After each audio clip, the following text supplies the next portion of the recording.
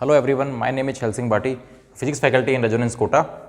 तो आज हम स्टार्ट कर रहे हैं एक आपका मैथमेटिक्स का पार्ट जो है वो है इंटीग्रेशन। ठीक है, इसके फिजिक्स में बहुत ज़्यादा यूज़ है। तो अपन फिजिक्स क्लास में इसका क्या रोल है अपने फिजिक्स में, है ना। मैथमेटिक्स जो है वो फिजिक्स में तो बहुत ज़्यादा यूज़ आती है, तो उसका एक पार्ट जो है इंटीग्रेशन वो भी बहुत ज़्यादा यूज़फुल है। तो वो फिजिक्स में से क्या एप्लीकेशन है ना, कौन कौन से फॉर्मूले जो अपने काम के हैं वो अपन इस क्लास में डिस्कस करने वाले हैं। ठीक है, तो यार ये पहले देखा था इंटीग्रेशन होता क्या है ना। तो इससे पहले अपन ने देखा था डिफरेंशिएशन, है ना। इससे पहले अपन ने देखा था डिफरेंशिएशन। तो डिफरेंशिएशन जो है उसका उल्टा होता है ना, उसका उल्टा होता है आपका इंटीग्रेशन। क्या करता है, उसका इन्वर्स जो है वो ये होता है। इसलिए इसको जो है आपकी बुक में कहीं आपने देखा होगा कि इंटीग्रेशन को जो एंटी डेरिवेटिव भी बोलते हैं, है ना। आपको मैंने जब डिफरेंशिएशन पढ़ाया था मैंने बोला था कि आपका डिफरेंशिएशन को जो है डेरिवेटिव्स भी बोला जाता है। तो ये एंटी डेरिवेटिव मतलब आपका उसका उल्टा, है ना। डेरिवेटिव का उल्टा जो है वो आपका क्या होता है, इंटीग्रेशन होता है। अब देखते हैं होता क्या है। तो सिंपल पहले थोड़ी बेसिक बात कर लेते हैं कि जैसे ये कोई आपका कर्व है y वर्सेस x का, मान लेते हैं ये कुछ इससे कोई कर्व है।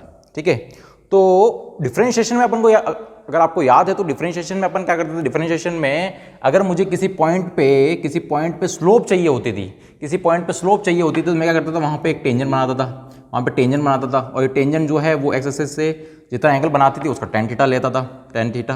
तो tan थीटा मेरी स्लोप होती थी, है ना, यही मेरी स्लोप होती थी। इसी को मैं dy/dx बोलता था। dy मतलब integration of y with respect to x, है ना। तो y का x के रिस्पेक्ट में मुझे इंटीग्रेशन करने से मुझे, है ना, उस ग्राफ की स्लोप मिल जाती थी, मुझे उस ग्राफ की स्लोप मिल जाती थी, है ना। तो किसी ग्राफ का जो स्लोप निकालते हैं तो उसके लिए अपन क्या करते हैं, उसके लिए अपन डिफरेंशिएशन करते हैं। पर इसी ग्राफ का अगर मुझे एरिया निकालना है, इसी ग्राफ का मुझे एरिया निकालना है, यहाँ से यहाँ तक अगर ये एरिया निकालना है तो एरिया के लिए क्या करना पड़ेगा अपन को, एरिया के लिए अपन को उसका इंटीग्रेशन करना पड़ेगा। इंटीग्रेशन का मतलब एक तरह से समीशन से भी है, मतलब सम करना। इंटीग्रेशन का मतलब आपका समीशन से होता है कि सम करना। ठीक है, यहाँ पे अगर मैं, है ना, छोटे छोटे इसको एरिया में पार्ट कर दूँ, छोटे छोटे यहाँ पे एरिया में पार्ट कर दूँ, है ना, dx के यहाँ पे एरियास ले लूँ और सबको अगर ऐड कर दूँ तो ये पूरा टोटल एरिया आ जाएगा, है ना। तो यहाँ पे ये dx के जो एरिया हैं इन सबको ऐड करने पर जो है मुझे क्या मिल जाएगा, इस पूरे यहाँ से यहाँ तक का एरिया मिल जाएगा। ठीक है, तो ये जो है, तो सारे छोटे छोटे पार्ट को जो मैं क्या कर रहा हूँ, समीशन तो कर रहा हूँ, समी तो कर रहा हूँ। ठीक है ना, तो सबका जो समीशन है वो मुझे क्या दे देगा, एरिया दे देगा। और समीशन जो है उसको यहाँ पे अपन इस एक सिंबल से डिनोट करने वाले हैं। अभी मैं सिंबल और अच्छे से बताऊंगा कैसे लिखते हैं। तो यहाँ पे जो समीशन जो है वो अपना इंटीग्रेशन वाला सिंबल लग जाएगा और उसमें अपन कुछ फंक्शन लिखेंगे, किसी के रेस्पेक्ट में इंटीग्रेट करेंगे तो अपन क्या मिल जाएगा, उस फंक्शन का एरिया मिल जाएगा जहाँ से मुझे जहाँ तक चाहिए। ठीक है, चलिए, तो मेनली जो है वो अपन यहाँ पे एरिया फाइंड आउट करने के लिए जो है वो इंटीग्रेशन का यूज़ आता है अपने उसमें। चलो देखते हैं और आगे देखते हैं इसका। तो इसको जो है वो क्या बोलते हैं, एक एंटी डेरिवेटिव भी बोला जाता है। क्या बोला जाता है, anti derivative. Anti derivative, derivative का मतलब होता है डिफरेंशिएशन। एंटी डेरिवेटिव मतलब है ना आपका इंटीग्रेशन जो है वो होता है, इसको मतलब आपका डेरिवेटिव का रिवर्स है, डिफरेंशिएशन का रिवर्स प्रोसेस जो है वो आपका क्या होता है, इंटीग्रेशन। जैसे सिंपल एक और एग्जांपल समझते हैं। जैसे आपको अगर याद है, अगर आपको याद है तो मेरा एक्स स्क्वायर क्या होता है, एक्स स्क्वायर, है ना। एक्स स्क्वायर का मैं जब डिफरेंशिएशन करता था तो मुझे क्या मिलता था, मुझे क्या मिलता था, 2x मिलता था, है ना। एक्स स्क्वायर का मैं जब डिफरेंशिएशन करता तो क्या करता था, एक्स पावर n का फॉर्मूला लगाता था, पावर आगे पावर एक कम कर देता था, 2x मिलता था, है ना, 2x मिलता था मुझे। तो ये मुझे इससे क्या मिला, एक्स स्क्वायर का डिफरेंशिएशन करने से मुझे 2x मिला। तो अगर मैं इसका वापस इंटीग्रेट कर दूं, किसका इंटीग्रेट कर दूं, किसका इंटीग्रेट कर दूं, इंटीग्रेट कर दूं 2x का dx का रिस्पेक्ट में, तो मुझे जो है वापस क्या मिलना चाहिए, ये मिलना चाहिए, वापस जो है क्या मिलना चाहिए, एक्स स्क्वायर मिलना चाहिए। तो इसका जो है, इसका जो इंटीग्रेशन जो है वो होता है अपना क्या होता है, एक्स स्क्वायर और साथ में जो है एक कांस्टेंट आएगा, इंटीग्रेशन कांस्टेंट c जो है वो होता है इंटीग्रेशन कांस्टेंट। ये आपको लगाना है, ये आपको एक साथ में लगाना है। क्यों लगेगा अभी बात करेंगे, क्यों लगेगा अभी बात करेंगे, कब कब लगेगा तब भी बात करेंगे। ठीक है, तो क्या हुआ कि एक्स स्क्वायर का जब डिफरेंशिएशन हम करते थे तो जब अपन डिफरेंशिएशन किया था तो अपना 2x आया था। ठीक है, और वापस इसी 2x का अगर मैं इंटीग्रेट कर दूं तो मुझे उल्टा वापस वही मिल जाना चाहिए, इसलिए तो बोला इसको एंटी डेरिवेटिव। डेरिवेटिव का उल्टा है, मतलब जिसका आपने डिफरेंशिएशन किया है, जो आंसर आया है, तो उस आंसर का वापस जो इंटीग्रेट करने पे वही आपको डेरिवेटिव मिलना चाहिए। तो 2x का जब आप डिफरेंशिएट करोगे तो ये x² आएगा। कैसे आएगा अभी फॉर्मूला लिखाऊंगा, अभी पूरा बात करेंगे अपन कि ये 2x का करने पे ये कैसे आया, कौन सा फॉर्मूला सर आपने लगाया है, कौन सा मेथड लगाया है, ठीक है, वो सब आप बताएंगे, पर इसका ये आता है। और साथ में आगे अपन लगाते हैं c। अभी सर c क्यों लगाया, तो c की भी बात कर लेते हैं। जैसे देखो यहां पे मैंने x² का किया तो 2x आया, अगर मैं x² + 2 का करता तो भी मेरा क्या आता, 2x ही आता, क्योंकि कांस्टेंट का तो 0 होता है, कांस्टेंट का 0 होता है, x² का 2x हो गया, कांस्टेंट का 0 होता है। ऐसे ही अगर मेरे पास अभी d/dx ऑफ मैं कर देता x² + पाई का कर देता तो भी क्या आता, 2x ही आता। मतलब सिर्फ x² का कर रहा हूं तो भी 2x आ रहा है, x² + 2 का कर रहा हूं तो भी 2x आ रहा है, x² + पाई का कर रहा हूं तो भी 2x आ रहा है, क्योंकि सिर्फ हो इसी का रहा है, कांस्टेंट का तो 0 होता है, कांस्टेंट का तो 0 होता है। मतलब यहाँ पे 2x का जब मैं वापस इंटीग्रेट कर रहा हूं तो मुझे जो चीज मिल रही है वो है ना, वो यहाँ पे x² मिल रही है।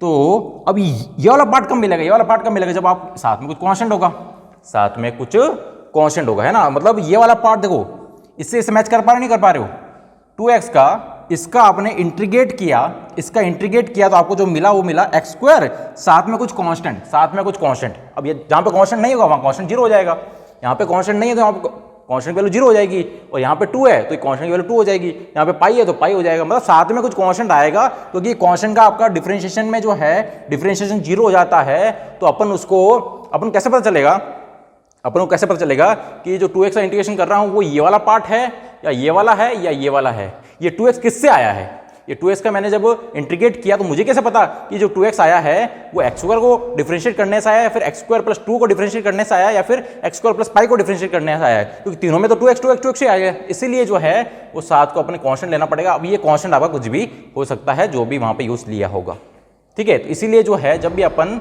इंटीग्रेट करेंगे, जब भी हम इंटीग्रेट करेंगे किसी भी फंक्शन का, तो उसका एक इंटीग्रेशन जो भी आएगा वो आएगा, साथ में एक अपन कांस्टेंट जो है वो ऐड कर देंगे, ताकि जो है अपना ये वाला पार्ट जो है करेक्ट हो जाए, ये वाला पार्ट जो है अपना करेक्ट हो जाए, ठीक है।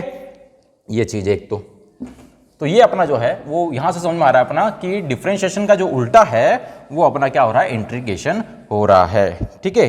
चलिए अब आपकी चीज है कि कौन कौन से फॉर्मूले हैं, कौन कौन से फॉर्मूले हैं, है ना, जिनका हमको इंटीग्रेशन पता होना चाहिए अपने फिजिक्स के पॉइंट ऑफ व्यू से, वो देख लेते हैं। तो पहले मैं यहाँ पे एक लिख रहा हूँ कि y = कोई फंक्शन है f(x), है ना, ये फंक्शन आपका कोई भी फंक्शन हो सकता है, अपने फंक्शन पढ़े थे, है ना, कौन कौन से फंक्शन, ये आपका कांस्टेंट भी हो सकता है, ये आपका कोई पॉलिनोमियल फंक्शन भी हो सकता है, ये आपका कोई ट्रिग्नोमेट्रिक फंक्शन भी हो सकता है, ये कोई आपका एक्सपोनेंशियल फंक्शन भी हो सकता है, ये कोई आपका लॉग फंक्शन भी हो सकता है, ठीक है। तो ये कोई फंक्शन है और इसका अगर मुझे इंटीग्रेट करना है, इंटीग्रेशन करना है किसका, y dx का, या फिर इसको मैं ये भी बोल सकता हूँ fx dx का, क्योंकि y आपका fx के बराबर है dx, तो ये जो है वो आपका इंटीग्रेशन का सिंबल है। मतलब ये आपका सिंबल हो गया इंटीग्रेशन का, ये आपका सिंबल है, और यहाँ पे जिस फंक्शन का इंटीग्रेट करना है ना, तो इसको इंटीग्रेट बोला जाता है। तो ये आपका जिसका मुझे इंटीग्रेट करना है वो यहाँ पे आ जाएगा, और किसके रेस्पेक्ट में करना है, तो यहाँ पे भी जब हम डिफरेंशिएशन करते थे, है ना, किसी y का किसी फंक्शन का,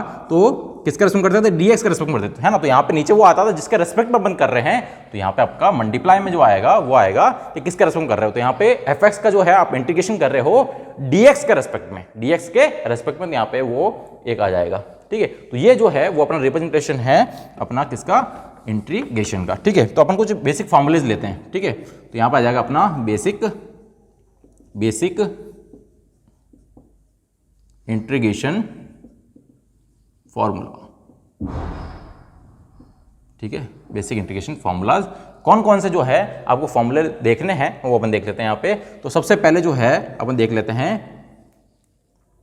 इंटीग्रेशन ऑफ कोई भी कांस्टेंट k dx, कोई भी कांस्टेंट जो है उसका इंटीग्रेशन क्या होगा, कोई भी कांस्टेंट जो है उसका इंटीग्रेशन क्या होगा। तो यहाँ पे सिंपल सा जो है मैं पहले कांस्टेंट को 1 ही ले लेता हूँ, इसको मैं सबसे पहले क्या लेता हूँ, 1 लेता हूँ। 1 dx का इंटीग्रेशन क्या होगा वो देख लेते हैं। तो अगर आपको याद हो तो डिफरेंशिएशन में 1 कब आता था, जब मैं डिफरेंशिएशन करता 1 कब आता था, जब मैं इसका करता था, है ना, इसको कॉमा लगा यहाँ लिखते हैं, जब मैं d/dx ऑफ करता था x का डिफरेंशिएशन जो है मेरा 1 आता था। x का डिफरेंशिएशन जो है मेरा 1 आता था, तो मैं 1 का इंटीग्रेशन करूंगा तो वापस मुझे x मिलना चाहिए। तो यही होता है आपका यहाँ पे कि 1 का dx के रेस्पेक्ट में जो आपका इंटीग्रेशन होगा वो आपका क्या हो जाएगा, x हो जाएगा, और साथ में आप कुछ कांस्टेंट भी लगा सकते हैं, x प्लस सी आ जाएगा। ठीक है, ऐसे ही अगर 1 dy होता तो इसका हो जाएगा y प्लस सी, 1 dt होता तो उसका t प्लस वाई हो जाता है ना। मतलब यहाँ पे जो आगे 1 है या फिर 1 अगर नहीं लिखूंगा तो भी इसका मतलब वही है भाई, 1 को लिखूं नहीं लिखूं, मतलब इंटीग्रेशन ऑफ dx जो है वो आपका x होगा, इंटीग्रेशन ऑफ dy जो y होगा, इंटीग्रेशन ऑफ dt है वो आपका t होगा, इंटीग्रेशन ऑफ dz है ना, मतलब इसका सिंपल जो है वो आपका x होता है। ठीक है, ऐसे ही आपका इंटीग्रेशन ऑफ कोई साथ में कोई कांस्टेंट अगर मल्टीप्लाई हो k dx तो कोई दिक्कत नहीं है, कोई दिक्कत नहीं है। कांस्टेंट जो है, कांस्टेंट अपना डिफरेंशिएशन में भी आगे बाहर आ जाता था, यहाँ पे बाहर आ जाएगा, तो इसको अपन ये लिख सकते हैं के इंटीग्रेशन ऑफ dx के, मतलब कांस्टेंट जो था उसको बाहर लिख दे, इंटीग्रेशन से बाहर ला सकते हैं, जैसे हम डिफरेंशिएशन में बाहर लाते थे वैसे अपन इंटीग्रेशन में भी कांस्टेंट का कोई मतलब कांस्टेंट को बाहर ला सकते हैं, और dx का इंटीग्रेशन जो है वो क्या होता है, x होता है, तो इसका हो जाएगा kx, क्या हो जाएगा kx, और प्लस साथ में आ जाएगा कांस्टेंट एक c, है ना, kx प्लस सी, kx प्लस सी। ठीक है, ये जो c वाला पार्ट है ये अपना जो है वो किसमें आएगा, सिर्फ ये आएगा अपना इनडेफिनेट वाले में, किसमें आएगा, इनडेफिनेट वाले में, है ना। दो तरह के इंटीग्रेशन होते हैं, एक होता है इनडेफिनेट, है ना, एक होता है इनडेफिनेट और दूसरा होता है अपना डेफिनेट।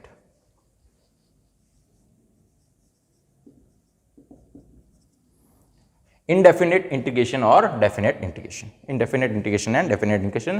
तो इनडेफिनेट वाला जो ये है, ये जो अपन कर रहे हैं जिसमें साथ में कांस्टेंट लगाना है सी, ये आपका इनडेफिनेट वाला पार्ट है जिसमें कोई लिमिट नहीं होती, सर ये क्या बोल रहे हो, नए बोल रहे कोई लिमिट नहीं होती, है ना, आगे बात आएगी। देखो इसमें सिंपल इंटीग्रेशन करना है अपन को, जो ये है किसी फंक्शन का dx के रेस्पेक्ट में, तो ये तो आपका इंडेफिनेट पार्ट हो गया। तो इस वाले पार्ट में जब इंटीग्रेशन करेंगे तो उसका जो आंसर आएगा उसके साथ में आपका एक कांस्टेंट आएगा। ठीक है, पर जो डेफिनेट वाला होगा जो इसके बाद पढ़ेंगे अपन, उसमें क्या होगा, आपका integration of F D x, same वही काम करना है, सेम सारे वही फॉर्मूला लगेंगे, पर इसमें आपको एक लिमिट होगी कहां से कहां तक करना है। इसमें आपके पास एक लिमिट होगी, एक होगी लोअर लिमिट, एक होगी अपर लिमिट। यहां मैं ए से बी ले रहा हूं, ये कुछ भी हो सकता है ना, x1 से x2 ले लो, ए से बी ले लो, ठीक है। तो यहां पे आपके पास एक लिमिट होगी कि कहां से कहां तक करना, तो ए से बी तक जो है करना है, ए से बी तक करना है। ये जब मैं आपको डेफिनेट जब बताऊंगा तो यहां से अभी ये याद रखो कि इंटीग्रेशन जो है उसके दो टाइप होते हैं, एक होता है इनडेफिनेट और एक आपको डेफिनेट।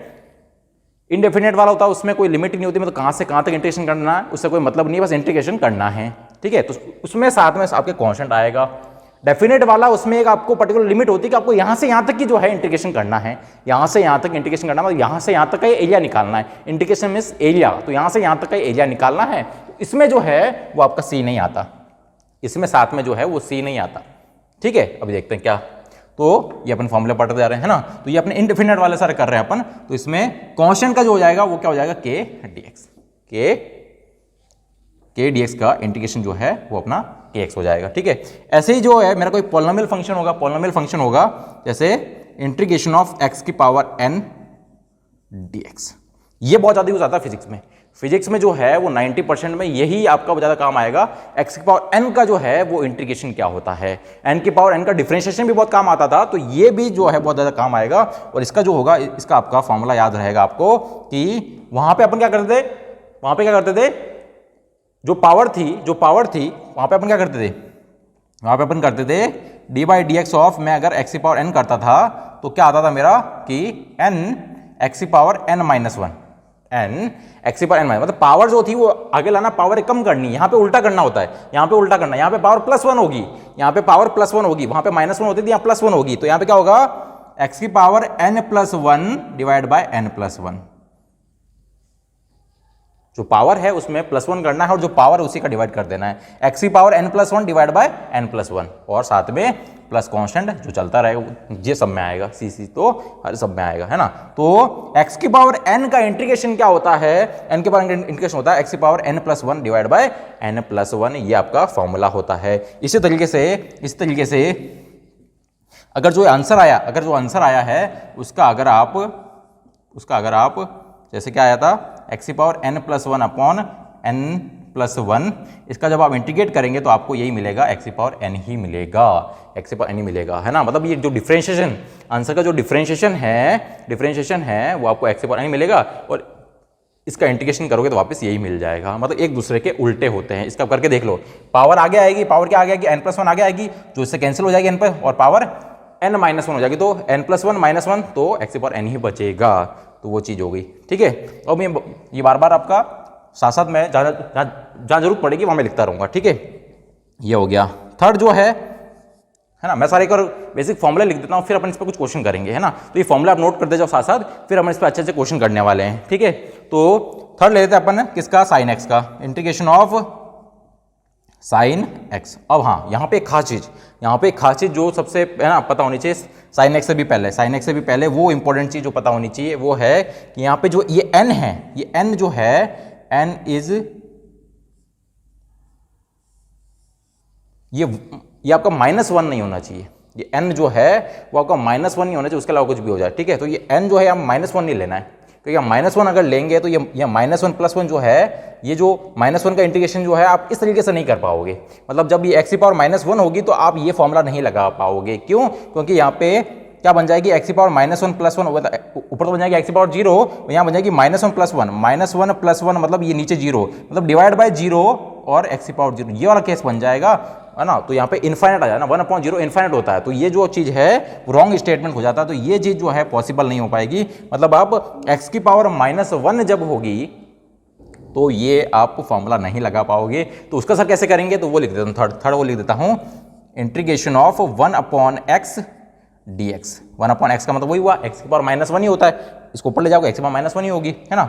इसका जो है इंटीग्रेशन क्या होगा, इंटीग्रेशन ऑफ 1/x dx, इसका क्या होगा। तो अगर आपको याद हो डिफरेंशिएशन में किसका डिफरेंशिएशन करने से 1/x आता है, किसका डिफरेंशिएशन करने से 1/x आता है, वही इसका आंसर होगा। तो अगर आपको याद हो तो d/dx ऑफ इसका log x का अगर आप याद हो तो log x का जो डिफरेंशिएशन होता है वो आपका 1/x देता है। तो यहां पे 1/x का जो इंटीग्रेशन होगा वो आपको क्या देगा, log x, और साथ में पे प्लस c लगा देता हूं ना, साथ में प्लस c, क्योंकि यहां पे log x + 2 होता तो अभी उसका तो अभी उसका 1/x ही आता। कांस्टेंट वाले का जो होता है वो तो आपका डिफरेंस 0 हो जाता है, इसलिए मुझे कांस्टेंट यहाँ पे लगाना पड़ रहा है, ठीक है। चलो, तो 1/x का क्या होता है, log x होता है। तो जब भी अपना 1/x वाला मामला आएगा तो अपन क्या करेंगे, log x करेंगे उसका, ठीक है। तो उसको x की पावर -1 से इससे नहीं करना है, 1/x का एक आपका log x होता है, ये आपका एक स्पेशल केस हो गया x की पावर n वाला, ठीक है। तो ये आपको ध्यान रखना है। चलो ठीक है, चलो तो ये हटा देते हैं साथ से। चलो थर्ड हो गया, फिर अपन चलते हैं फोर्थ पे। तो पहले अपन सारे फॉर्मूले पढ़ लेते हैं, फिर इससे अच्छे क्वेश्चन लेंगे कुछ, ठीक है। तो integration of sine x dx, sine x का क्या होगा, है ना। Integration of sine x dx क्या होता है तो वो देख लेते हैं। तो साइन एक्स का होता है आपका माइनस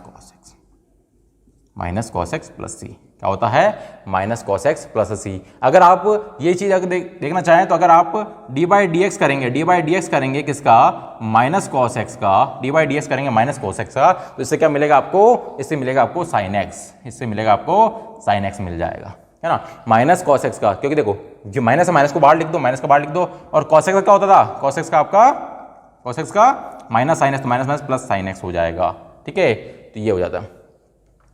तो माइनस कॉस का आपका डिफरेंशिएशन करने से साइन एक्स मिलता, तो साइन एक्स का इंटीग्रेशन करने से माइनस कॉस एक्स मिलेगा। तो साइन एक्स का होता है माइनस कॉस एक्स, याद रखना। फिफ्थ अपना है integration of cos x d x. इसका क्या होगा, कॉस एक्स डीएक्स का क्या होगा आपका, तो इसमें होगा साइन एक्स। क्या हो जाएगा, साइन एक्स प्लस सी। साइन एक्स का इंटीग्रेशन माइनस कॉस एक्स होता है, और कॉस एक्स का जो इंटीग्रेशन होता है वो साइन एक्स होता है। इसी तरीके से आपका सिक्स्थ वाला जो है वो है आपका सेक स्क्वायर एक्स डीएक्स का इंटीग्रेशन क्या होगा। तो आपको याद हो तो टेन एक्स का जो है ना, अगर आपको याद हो टेन एक्स का जो है वो डिफरेंशिएशन सेक स्क्वायर एक्स होता था, तो सेक स्क्वायर एक्स का इंटीग्रेशन जो होगा वो क्या होगा, टेन एक्स के बराबर देगा। मतलब वहां पे जो फॉर्मूले जो है उसके उल्टे करने हैं। वहां पे टेन एक्स का डिफरेंशिएशन करने से मुझे सेक स्क्वायर मिल जाता, तो यहां से मुझे सेक स्क्वायर का इंटीग्रेशन करने से जो है मुझे टेन एक्स मिलेगा।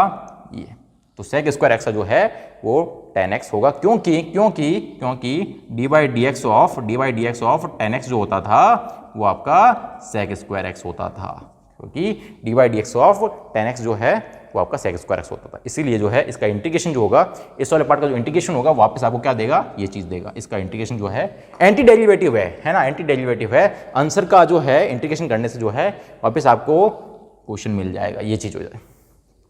ठीक है, सेवेंथ होता था आपका 10 आ गया, 10 के बाद में आ जाता आपका कॉट, तो आधा यहाँ पे जाएगा cosec square x d x, cosec square x है ना। तो कोसेक स्क्वायर एक्स का हो जाएगा minus cot x plus c, हो जाएगा minus cot x plus c, क्योंकि वहां पे d by d x of cot x होता था, वो होता था अपना माइनस कोसेक स्क्वायर एक्स। तो यहाँ पे कोसेक स्क्वायर का इंटीग्रेशन जो होगा वो माइनस कॉट एक्स प्लस सी आएगा। ठीक है, 8 जो है वो अपना फॉर्मूला हो जाएगा सेक एक्स 10x dx। सर ये कुछ देखा देखा लग रहा है, क्योंकि ये जो है वो आंसर मेरा डिफरेंशिएशन में आंसर आता था जब मैं सेक एक्स का डिफरेंशिएशन करता था। जब मैं सेक एक्स का डिफरेंशिएशन करता था तो मेरे पास आंसर जो आता था वो सेक एक्स 10x आता था। तो यहाँ पे सेक एक्स 10x का इंटीग्रेशन करने से जो वहां पे जो क्वेश्चन था वो आंसर मिल जाएगा। यहाँ पे क्या मिल जाएगा, सेक एक्स प्लस सी। ठीक है, वहां पे इसका सेक एक्स का डिफरेंशिएशन करने पे, डी बाई डी एक्स करने पे मुझे सेक एक्स 10x मिलता था, तो यहाँ पे सेक एक्स 10x का इंटीग्रेशन करने से मुझे वापस से सेक एक्स मिल जाएगा। एंटी डेरिवेटिव होता है, एक दूसरे के उल्टे होते हैं। ठीक है, आपका 9th integration of cosec x और कॉट एक्स, तो ये भी वही सेम देखा देखा लग रहा है। क्यों, क्योंकि वहां पे डी बाई डी एक्स, यहाँ लिख देता हूं, एक तो लिख ही देता हूं, कोई दिक्कत नहीं है ना। D by d x of किसका, कोसेक एक्स, तो कोसेक एक्स का मुझे करने पे क्या मिलता था, minus cosec x cot x. ठीक है, तो वापस से मैं कोसेक एक्स कॉट एक्स करूंगा तो मुझे क्या मिल जाएगा, माइनस कोसेक एक्स प्लस सी, ये मिल जाएगा। ठीक है, तो वहां पे जो आंसर आता था उसका अगर मैं इंटीग्रेशन कर दूं तो वापस से मुझे क्वेश्चन मिल जाएगा जो यहाँ पे कोसेक एक्स। ठीक है, तो यहाँ पे खास चीज करने वाली चीज है कि वहां पे किसमें, डिफरेंशिएशन में सी से जो भी स्टार्ट हो रहा है उसका डिफरेंशिएशन, सी से स्टार्ट कौन से हो रहे हैं आपके, कॉस, कॉट और कोसेक, उनका डिफरेंशिएशन करने पे आंसर नेगेटिव आता था। यहां पे क्या हो रहा है, यहां पे सी से जो आपको आंसर मिल रहे हैं, सी से जो आंसर मिल रहे हैं उनके आगे नेगेटिव आएगा। साइन एक्स का माइनस कॉस एक्स होता है, तो सी से है ना, आंसर जो आ रहा है वो सी वाला आ रहा है, तो उसके आगे नेगेटिव लगेगा। कॉट किसका हो रहा है, कोसेक स्क्वायर एक्स का जो है वो इंटीग्रेशन माइनस कॉट एक्स होता है, तो कॉट सी से स्टार्ट, उससे माइनस आ रहा है, तो इसमें आंसर वाले जो हैं जिसमें सी आएंगे वो आपका नेगेटिव आने वाले हैं, तो यहाँ पे नेगेटिव आ रहे हैं ना, जैसे कोसेक एक्स कॉट एक्स का माइनस कोसेक एक्स होता है। ठीक है, तो ये कुछ जो है आपके बेसिक हो गए। आपको लॉग वाला आ ही गया, 1/x का लॉग एक्स होता है। लास्ट कौन सा बच रहा है, ई की पावर एक्स है ना। अगर आपको याद हो तो इंटीग्रेशन ऑफ ई की पावर एक्स dx क्या होगा, तो वहां पे अगर याद हो तो आपका डी या ई की पावर एक्स का डिफरेंशिएशन ई की पावर एक्स ही होता है। ई की पावर एक्स का डिफरेंशिएशन ई की पावर एस ही होता है, तो ई की पावर एक्स का इंटीग्रेशन करूंगा तो वापस ई की पावर एक्स ही आएगा, तो ई की पावर एक्स ही होता है और प्लस सी लगा देंगे, तो ये चीज। तो ई की पावर एक्स का आप डिफरेंशिएशन करो या इंटीग्रेशन करो, दोनों जो है वो ई की पावर एक्स ही होते हैं। ये आपके जो है कुछ बेसिक फॉर्मूले हैं जो अपना फिजिक्स में जरूरत पड़ सकती है, तो यही अपने जो हैं इतने ही अपन को पढ़ने हैं। इसके अलावा क्वेश्चन कैसे अच्छे से बन सकते हैं इन्हीं में, तो वो अपन आगे डिस्कस करने वाले हैं। तो ये फॉर्मूले जो हैं आप अच्छे से अपनी कॉपी में नोट कर लीजिए। ठीक है, इनको कैसे जो है आपको याद रखना है वो आप तरीका देख लीजिए कि एक दूसरे का जो है उल्टा करना है। अगर आपको डिफरेंशिएशन जो है अगर आप डिफरेंशिएशन पता है कि किसका डिफरेंशिएशन क्या होता है, तो उसका वापस इंटीग्रेट करने से वही आपको मिल जाता है। ठीक है, तो कुछ थोड़ा उसका भी बेसिक ध्यान रखिए कि डिफरेंशिएशन आपको सारे फॉर्मूले याद होने चाहिए, तब आप इंटीग्रेशन जो है वो आराम से याद रख पाएंगे। ठीक है, तो ये जो बेसिक फॉर्मूले हैं जिसकी जरूरत पड़ेगी, खासकर जो है अपने ट्रिग्नोमेट्री वाले और जो अपना एक्स की पावर एन वाला और एक ये स्पेशल 1/x वाला भी, इनकी बहुत ज़्यादा जो है फिजिक्स में जरूरत पड़ती है। ठीक है, तो यहाँ तक अपन देखते हैं, फिर इसको मैं यहाँ से अब कर देते हैं रफ और कुछ आगे और बातें करते हैं। कोई अच्छे से क्वेश्चन ले रहा हूँ मैं, इस पर कुछ अच्छे क्वेश्चन ले रहा हूँ जिससे जो है वो कैसे इसको सॉल्व करना है ना, वो अपन देख लेते हैं। तो कुछ अपन न्यूमेरिकल्स लेते हैं, चलिए। तो फर्स्ट एग्जाम्पल है ना, इंटीग्रेशन ऑफ एक्स की पावर 5 एक्स की पावर 4 5 एक्स की पावर 4 dx। इसका मुझे क्या करना है, इसका मुझे क्या करना है, इंटीग्रेशन करना है। तो आराम से कर सकते हैं। क्या है, आगे कॉन्स्टेंट मल्टीप्लाई, कॉन्स्टेंट तो बाहर आ जाता है, तो कॉन्स्टेंट तो बाहर आ गया। इसका इंटीग्रेशन करना सिर्फ एक्स की पावर 4 dx का करना है, तो आराम से कर सकते हैं। 5 तो है ही है, एक्स की पावर 4 का क्या होगा भाई, अभी आपको पता है एक्स की पावर n का होता है एक्स की power n+1 upon n+1। Power एक इंक्रीज करनी है, वही पावर का डिवाइड करना। तो इसका क्या हो जाएगा, इसका क्या हो जाएगा, एक्स की पावर 5 भाई 4+1 क्या होगा 5, तो यहाँ पर ऐसे लिखूँ, चलो पूरा कर देता हूँ, 4+1 डिवाइड बाय 4+1 और साथ में आ जाएगा आपका c, साथ में आ जाएगा आपका c। ठीक है, तो ये हो जाएगा आपका 5 एक्स की पावर 5 अपॉन 5 एक्स की पावर 5 अपॉन 5 प्लस c तो चल ही रहा है। ठीक है, ये कट गया, तो क्या आ रहा है एक्स की पावर 5 अपॉन c, ये आ रहा है 5 से 5 कट गया, एक्स की पावर 5 प्लस c, तो क्या आ रहा है मेरा, ये इसका आंसर हो चुका। इसका 5 एक्स की पावर 4 dx का इंटीग्रेशन जो है ये होता है एक्स की पावर 5 प्लस c आपका कॉन्स्टेंट है, मतलब एक्स की पावर 5 होता है। ठीक है, इस तरीके से और लेते हैं, ये लो एग्जाम्पल। अब देखो मैंने कांस्टेंट मल्टीप्लाई वाला बता दिया, इसमें भी सेम वो आपके रूल लगते हैं। कौन से वाले, कौन से रूल जो अपन डिफरेंस पढ़े थे, मतलब अगर बीच में प्लस या माइनस हो, अगर बीच में प्लस या माइनस हो तो अपन क्या करते थे, दोनों का इंडिविजुअल जितने भी टर्म्स सबका इंडिविजुअल डिफरेंशिएशन कर देते थे। तो यहाँ पे भी सिंपल है, अगर दो है ना, दो फंक्शन जो है बीच में प्लस या माइनस आपके सेपरेट है, तो दोनों का जो इंडिविजुअल जो है आप इंटीग्रेशन कर सकते हैं। जैसे जैसे जैसे एग्जाम्पल लेते हैं अपन, एग्जाम्पल इंटीग्रेशन ऑफ, लिख देता हूं यहां पे एक्स स्क्वायर माइनस 3x और ये dx। तो यहां पे क्या हुआ, यहां पे दो फंक्शन, एक एक्स स्क्वायर है और एक 3x है जो बीच में माइनस है, और माइनस के प्लस भी हो सकता है। ठीक है, तो दोनों करने का तरीका ये रहेगा, माइनस है तो माइनस लगा देंगे, प्लस है तो प्लस। इसको सिंपल जो है वो दोनों को अलग अलग भी लिख सकते हैं ऐसे, integration of x square dx, x जो dx जो है वो एक्स के साथ लिख दिया, बीच में माइनस माइनस लगा दिया, और इंटीग्रेशन ऑफ 3x dx। तो दोनों का बस इंडिविजुअल अपन ऐसे इस तरीके से कर सकते हैं। ठीक है, वो जैसे आपकी प्रैक्टिस हो जाएगी वो आप एक बार में कर देंगे, है ना, इतना आपको करने की जरूरत ही नहीं पड़ेगी, वो धीरे धीरे आपका सब होगा। अभी आपको पूरा जो है बेसिक चल रहा है। ठीक है, चलिए एक्स स्क्वायर dx का इंटीग्रेशन क्या होना चाहिए, इसका इंटीग्रेशन क्या होना चाहिए, इसका होना चाहिए पावर जो है एक बढ़ानी है, तो पावर कितनी हो जाएगी 2 + 1 3 डिवाइड उसी पावर का डिवाइड करना है, ये हो गया इसका, है ना, प्लस इसके साथ लिख देता हूँ c1 भाई, इसका एक कॉन्स्टेंट c1 मान लेते हैं। ठीक है, माइनस ये जो है 3x का क्या होगा, तो 3 तो बाहर आ गया, 3 तो बाहर आ गया, और x का क्या होगा, x का x²/2 पावर एक बढ़ानी है, यहाँ पे पावर कितनी है 1 है, पावर 1 है तो पावर एक बढ़ानी है, 1 + 1 2 डिवाइड बाय 1 + 1 2, ये लो, और यहाँ पे कॉन्स्टेंट आ जाएगा, यहाँ पे कॉन्स्टेंट आ जाएगा c2, इसका एकल कॉन्स्टेंट, इसका एकल कॉन्स्टेंट। ठीक है, ये अभी यहाँ पे अलग अलग कर रहे हैं, यहाँ अलग अलग कर रहे हैं, बाकी मिल के जो है वो इसका एक ही कॉन्स्टेंट आएगा, मिल के जो है इसका एक ही कॉन्स्टेंट आएगा। तो यहाँ पे क्या हो जाएगा, ठीक है, यहाँ पे से वैसे इसको 3 को जब बाहर लेते हैं ना तो सही रहता है, ये 3 जो बाहर लेते हैं तो कॉन्स्टेंट जो है 3 को बाहर ले लिया, x dx का कॉन्स्टेंट ये वगैरह आ गया। ठीक है, अब x³/3 minus 3x²/2 plus c1 minus का 3c2, ये एक पूरा कॉन्स्टेंट हो गया, इसको अपन जो है c बोल सकते हैं, इसको अपन पूरा c बोल सकते हैं। तो कॉन्स्टेंट जो है एक नया कॉन्स्टेंट बन गया आपका। तो इसका आंसर क्या आ रहा है, इसका आंसर आ रहा है x³/3 minus 3/2 x² plus c, है ना, ये पूरा जो कॉन्स्टेंट एक c हो गया। ठीक है, तो अलग अलग आप इंडिविजुअल कॉन्स्टेंट लगाए तो भी ठीक है, नहीं तो लास्ट में तो जो है ये कॉन्स्टेंट c लगाना ही है, वो सबका मिला के कॉन्स्टेंट हो गया। वो कोई है ना, यहाँ पे आपको ये और ये लगाने वाली कोई जरूरत नहीं है, लास्ट में आप जो है वो c लगा दीजिए, सिंपल जो है इसका कर दीजिए, इसका कर दीजिए, लास्ट में जो है अपन c लगा देंगे। ठीक है, तो ये जो है इसका आपका इंटीग्रेशन हो चुका है। ठीक है, ये आपको सब इतना स्टेप करने की जरूरत ही नहीं पड़ेगी जब आपकी प्रैक्टिस हो जाएगी ना। अब एक स्टेप को देखते हैं, अब कर देंगे कि क्या है, x² है, ऐसा क्या होता है x³/3 होगा, बीच में माइनस है, माइनस लगा दिया, 3x का क्या हो जाएगा 3x²/2 हो जाएगा, और साथ में प्लस c। एक ही लाइन में आप कर देंगे जब आपकी प्रैक्टिस हो जाएगी, सारे फॉर्मूले आपको लर्न होंगे, सारे तरीके आपको पता होंगे कैसे करने हैं, तो एक लाइन में हो जाएगा, ये सब करने की जरूरत ही नहीं पड़ेगी। यहाँ तो अपन सब सीख रहे हैं, इसलिए मैं आपको स्टेप बाय स्टेप करके बता रहा हूँ, इतना सब कुछ अपन को नहीं करना पड़ेगा जब अपनी बहुत ज़्यादा प्रैक्टिस हो जाएगी। ठीक है, चलिए कुछ और एग्जाम्पल लेते हैं। तो ये तो हो गया, हाँ ठीक है, इसका तो मैं आंसर लिख देता हूँ डायरेक्ट सामने इसके, वो आएगा आपका x³ प्लस c। ठीक है, चलो कुछ और एग्जांपल लेते हैं, जैसे integration of 1/x² plus x² dx, क्या होगा इसका, इसका करना अपन को तो आराम से कर सकते हैं, क्या दिक्कत है, बीच में प्लस लगा हुआ है, दो अलग टर्म है, दोनों का इंडिविजुअल कर दीजिए। ठीक है, तो अब अपन थोड़ा अपन सीख गए हैं, तो थोड़ा अपन डायरेक्ट करने की कोशिश करेंगे, क्योंकि थोड़ा बहुत अपन एक दो क्वेश्चन कर लिए, थोड़ी हिम्मत मिली है। ठीक है, तो अपन थोड़ा इसको डायरेक्ट करने की कोशिश करेंगे। कैसे? पहले थोड़ा है ना, इन दोनों को दो पार्ट में डिवाइड कर देते हैं। ठीक है, इसको ऐसा लिख देते हैं एक बार, 1/x² को मैं x⁻² लिख दूं, क्या इसमें कोई दिक्कत है क्या?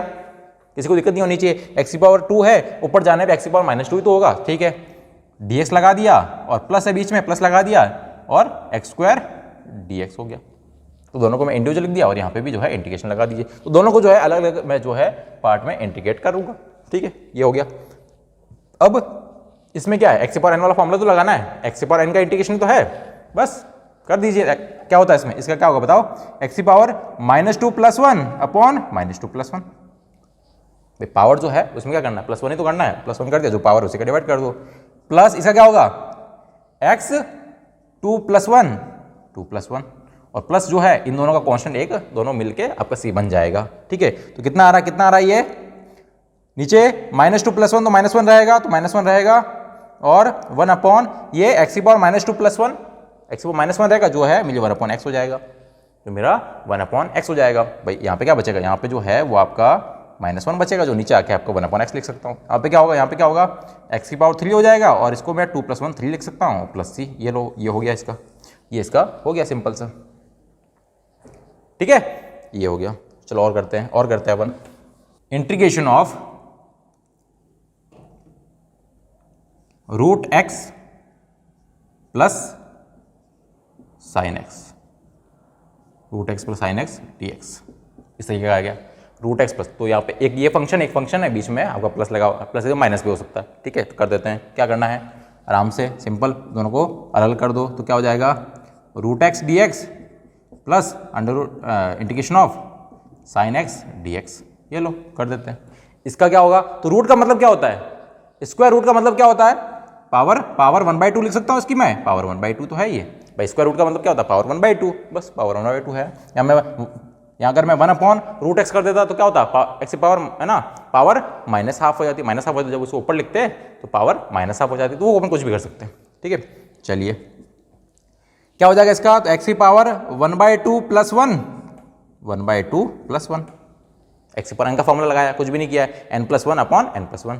ठीक है, प्लस sin x का क्या होता था, sin x हो जाएगा -cos x और प्लस c लगा दिया, प्लस c कांस्टेंट आ गया, इन दोनों का इंडिविजुअल कांस्टेंट जो है वो मैंने लिख दिया c। ठीक है, तो क्या हो जाएगा, ये क्या हो जाएगा, x की पावर 3/2 डिवाइड बाय 3/2, 2 को ऊपर लिख देते हैं, 3 डिवाइड मल्टीप्लाई प्लस माइनस लिख देते हैं, प्लस माइनस हो गया, cos x प्लस c आ गया। ठीक है, ये x की पावर 3/2 है, इसको आप ये भी लिख सकते, यहाँ तक भी सही है, इसको कोई दिक्कत नहीं है, या फिर इसको आप ऐसे भी लिख सकते हैं, x√x भी लिख सकते हैं, क्योंकि या पावर 1 पावर हाफ यही होता है, या फिर इसको आप यहाँ पे छोड़ सकते हैं, दोनों आंसर सही है, या तो इसको x√x लिखो या फिर x की पावर 3/2 रहने, तो कोई दिक्कत नहीं है। ठीक है, तो ये आपका आंसर हो जाएगा जब आप, ठीक है, तो ये फाइनल आपका आंसर हो गया। या फिर इसको अपन ये भी लिख सकते हैं 2/3 x√x minus cos x plus c, ये भी अपना आंसर। तो ये दोनों चीज़ें सेम ही है, मैंने बस x की पावर रूट जो मेरा 3/2 है उसको मैंने x√x लिख दिया। ठीक है, तो इस तरीके के क्वेश्चन आए तो वैसे कर लेंगे। ठीक है, अब एक नई चीज़ क्या नई चीज़ कि जो मेरा जो x है, x की जगह अगर 2x आ जाए, 3x आ जाए, 4x आ जाए, मतलब x आ जाए तो क्या करेंगे वो देख लेते हैं। तो एक एग्जांपल ये ले लेता हूँ, अगर कि integration of sin 2x dx, इसका इंटीग्रेशन करना, मतलब यहाँ पे अंदर अब x नहीं है, 2x है, अंदर x नहीं है, 2x आ जाए, 3x आ जाए, 4x आ जाए, nx आ जाए, है ना, मतलब कोई भी यहाँ पे साथ में कांस्टेंट मल्टीप्लाई में हो जाए, फिर मेरा x है, x तो मेरा वेरिएबल है, यहाँ पे 2 जो है कांस्टेंट, साथ में कुछ एक कांस्टेंट मल्टीप्लाई हो, इसका क्या करेंगे, तो इसका जो है सिंपल, आप जब इसकी प्रैक्टिस हुई तो डायरेक्ट आप कर लेंगे। ठीक है, पर अभी इसको कैसे करें, इसको करते हैं अपन सब्स्टिट्यूशन मेथड से करते हैं, इसको अपन सब्स्टिट्यूट कर देते हैं किसी एक दूसरे डिजिट में, ताकि देखो यहाँ पे अभी क्या है, x है और यहाँ अंदर 2x है, तो x का 2x का रेस्पेक्ट कैसे करूँ, यहाँ पे x है तो मैंने तो sin x का dx का रेस्पेक्ट सीखा है, sin 2x का dx क्या होगा मुझे नहीं पता। ठीक है, वो धीरे धीरे आप जब प्रैक्टिस होगी तब तो आप 1 सेकंड में कर लोगे, पर अभी कैसे करें इसको, तो अभी अपन क्या करेंगे, इसको मैं कुछ एक नया वेरिएबल मान लेता हूँ 2x को, इसको बोलते हैं सब्स्टिट्यूशन मेथड, मतलब इसको मैं सब्स्टिट्यूट कर देता हूँ, तो इस 2x को है ना, तो मैं मान लेता हूँ let let 2x equal to t, कुछ एक नया वेरिएबल मान लो, y मान लो, t मान लो, जो भी मानना मान लो। तो 2x को जो है मैंने t मान लिया, ठीक है। अब 2x की जगह मैं यहाँ t रख सकता हूँ, ठीक है। अब ये dx का क्या करूँ, तो dx करने के लिए मुझे यहाँ पे dx चाहिए, है ना भाई, dx को रिप्लेस करना पड़ेगा। आपने 2x को तो t मान लिया, तो dx को भी रिप्लेस करना पड़ेगा। तो dx को कैसे रिप्लेस करें, तो इसका अगर मैं डिफरेंशिएट कर दूं, t के रेस्पेक्ट में क्या होगा, तो 2 तो 2 ही रहेगा, x का हो जाएगा dx बाई dt, भाई t के रेस्पेक्ट में क्या होगा, x का x के रेस्पेक्ट में 1 होता है, तो t के, है ना, x का t के रेस्पेक्ट में x by dx by dt होगा, ठीक है, क्योंकि यहाँ पे ऊपर x है नीचे t है, तो इस तरीके से लिखना पड़ेगा, इक्वल टू t का t के रेस्पेक्ट में 1, t का t के रेस्पेक्ट में 1 हो जाएगा। जैसे x का x के रेस्पेक्ट में 1 होता है, वैसे ही t का t के रेस्पेक्ट में 1 हो जाएगा, y का y के रेस्पेक्ट में 1 हो जाएगा, ठीक है। ये हो गया इसका t के रेस्पेक्ट में 2x का डिफरेंशिएशन, ठीक है। अब यहाँ से आप dx निकालो, तो dx क्या हो जाएगा, dx हो जाएगा मेरा, dx हो जाएगा dt को उधर भेज दो, 2 को भी नीचे भेज दो, तो आ जाएगा 1/2 dt। ये जो dt जो ऊपर चला गया, 2 जो है मल्टीप्लाई वाली चीज डिवाइड में आ गई, डिवाइड वाली चीज मल्टीप्लाई में आ गई, तो ये मेरा dx हो गया। तो dx को मैं लिख सकता हूँ 1/2 dt और 2x को लिख सकता हूँ मैं t। तो यहाँ पे अगर मैं इसको रिप्लेस करूँगा तो क्या बन जाएगा, ये एक नई चीज बन जाएगी, ऐसे क्या बन जाएगी, तो साइन है ही है, 2x को मैं t लिख सकता हूँ, तो साइन t आ गया, और dx को मैं क्या लिख सकता हूँ, dx को लिख सकता हूँ मैं 1/2 dt। तो 1/2 तो कांस्टेंट है, बाहर आ सकता है, तो 1/2 को तो बाहर ले लीजिए, ये बन गया आपका sin t dt। अब कोई दिक्कत नहीं है, यहाँ पे अंदर t है, यहाँ पे भी t का रेस्पेक्ट करना, आराम से हो जाएगा, जो फॉर्मूला आपने पढ़ा वही लग जाएगा। यहाँ पे क्या लग जाएगा फॉर्मूला, 1/2 sin t का क्या होगा, तो sin x dx का इंटीग्रेशन होता था माइनस cos x, तो sin t dt का क्या हो जाएगा, माइनस cos t, ठीक है। और साथ में जो है वो प्लस c जो आएगा वो आ जाएगा, ठीक है। अब देखो यहाँ पे t है, वेरिएबल चेंज हो चुका है, और आपने क्वेश्चन में 2x है, तो वापस कोई दिक्कत नहीं, जो आपका आंसर आ गया, जो फाइनल आंसर आ गया है, उसमें t को वापस जो है रिप्लेस कर दीजिए 2x से, क्योंकि अपना मेन क्वेश्चन तो 2x है ना। अपन ने तो ये बस ये सॉल्व करने के लिए अपने जो है सब्स्टिट्यूट क्या है, 2x को जो है t माना है ना। तो t को वापस जो है वो 2x को कर दीजिए, क्या आ जाएगा अपना, तो -1/2 cos 2x और प्लस जो है कांस्टेंट जो भी आएगा वो c आ जाएगा, ठीक है। तो ये जो है वो अपना आंसर आ चुका है, ये जो है अपना इंटीग्रेशन हो चुका, किसका इंटीग्रेशन ऑफ sin 2x का। तो sin 2x का जो है आपका ये होता है, ठीक है। तो अब कैसे डायरेक्ट करेंगे सर, बार बार यही करना पड़ेगा क्या, इधर t वगैरह मानना पड़ेगा कि नहीं। फिजिक्स में अपन को इतना सब कुछ नहीं करना, अपन को जल्दी से जल्दी क्वेश्चन करना होता, तो कैसे करेंगे, कुछ नहीं, sin 2x हो, 3x हो, ax हो, कुछ भी हो dx में करना है, फॉर्मूला वही लगेगा। साइन का क्या होता है, साइन का होता है माइनस cos 2x, है ना। तो यहाँ पे माइनस cos x होता है, तो यहाँ पे 2x होगा 2x हो जाएगा, 3x होगा 3x हो जाएगा, 4x होगा 4x, तो माइनस cos 4x हो जाएगा। अब जो भी यहाँ पे x का कॉफिशिएंट है, यहाँ पे 2 है तो 2 का डिवाइड हो गया, अगर 3 होता तो 3 का डिवाइड कर दो, 4 है तो 4 का डिवाइड कर दो, -1 है तो -1 का डिवाइड कर दो। तो जो भी x का कॉफिशिएंट है वो उसका डिवाइड हो जाएगा, जो भी आपका x का कॉफिशिएंट होगा उसका डिवाइड हो जाएगा। वहां पे अगर आपको याद हो तो मैं sin 2x का अगर मैं डिफरेंशिएशन करता क्या करता था, sin x का होता था cos 2x, sin 2x का cos 2x, वापस 2x का करते थे तो 2 आता था, 2 मल्टीप्लाई में आता था। यहाँ पे sin 2x का cos 2x होता था, वापस 2x का करते थे तो 2 मल्टीप्लाई में आता, x का x रेस्पेक्ट 1 हो गया, 2x का वापस 2 आता था। तो यहाँ पे जो होता है x का कोएफिशिएंट होता है वो मल्टीप्लाई होता था, इंटीग्रेशन में डिवाइड होगा, जो भी x का जो आपका जो कोएफिशिएंट होगा वो आपका डिवाइड होगा, ठीक है। एक और करके देखते हैं, चलो integration of cos -4x dx, इसका करना है, cos -4x dx का इंटीग्रेशन करना है। कैसे करना है, आराम से हो जाएगा। cos x क्या होता है, cos x का होता है sin x, तो cos -4x क्या होगा, sin -4x हो गया।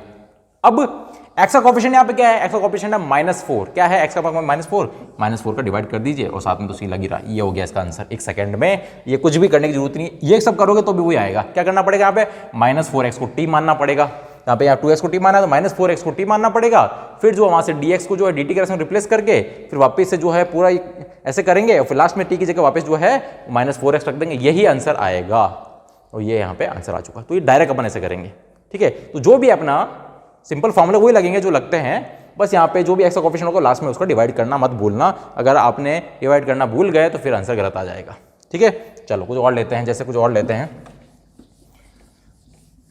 अभी थोड़ी देर पहले मैंने बताया था कि 1/x का जो होता था, मैंने आपको बताया था मैंने आपको बताया था कि इंटीग्रेशन ऑफ 1/x जो है वो क्या होता था, वो अपना होता था log x प्लस c, ये होता था।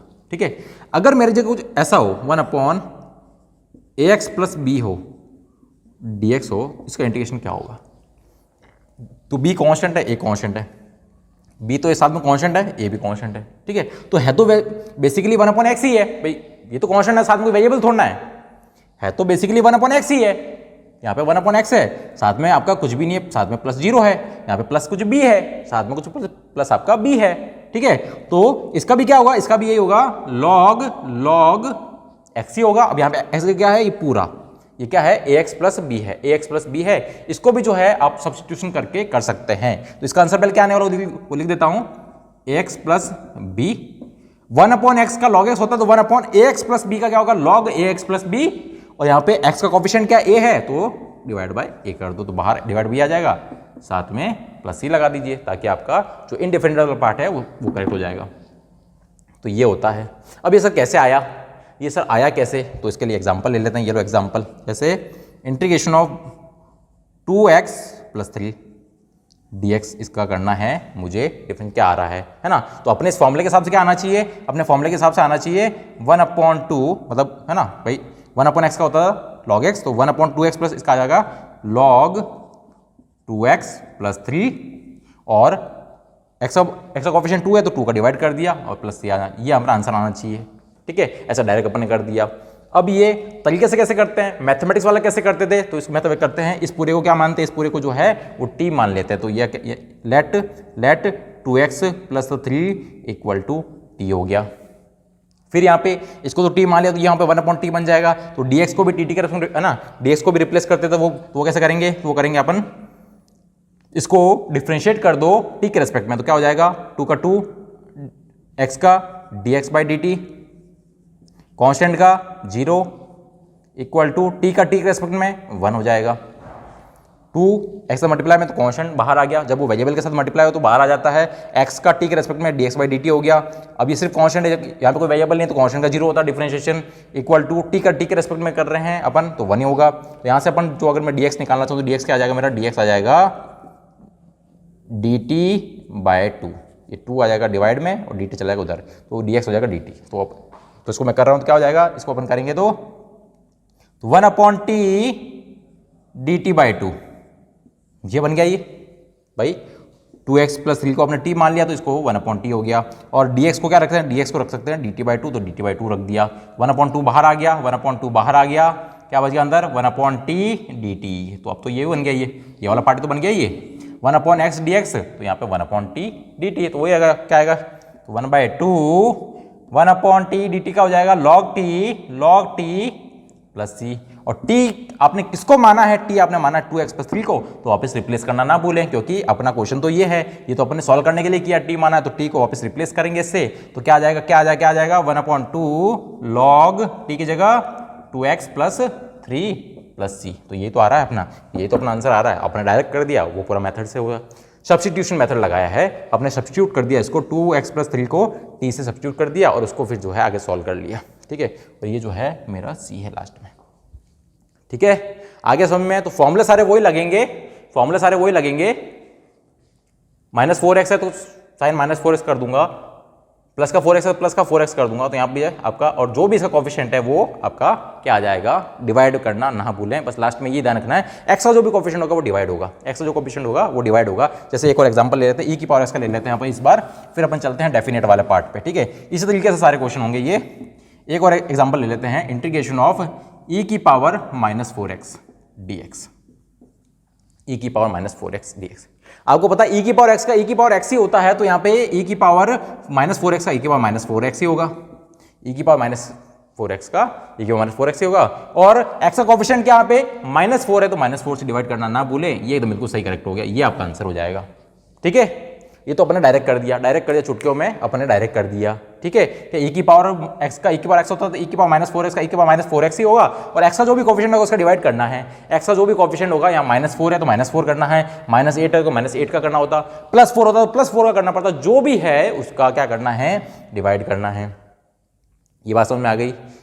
अगर इसको प्रॉपर तरीके से करते क्या करते तो -4x को जो है t मान लेते, -4 को t मानते तो ये e की पावर t हो जाता, ठीक है। फिर अपन dt है ना, यहाँ पे dx की जगह dt लाने के लिए क्या करना पड़ता, उसका फिर अपन t के रेस्पेक्ट में डिफरेंशिएट करते, फिर अपन यहाँ पे dt लाने की कोशिश करते, यहाँ पे dt लाने की क्या कोशिश करते, तो dt जो आता वो आता ये आता, dt/4 आपका -4 आता, फिर आपको वापस t को रिप्लेस कर देते तो जो है वो आ जाता है। इसका इंटीग्रेशन जो है वो क्या होता, e की पावर t और -4 तो बाहर पड़ा ही है, और t को वापस जो है रिप्लेस कर देते, -4x है तो -4x आ जाता।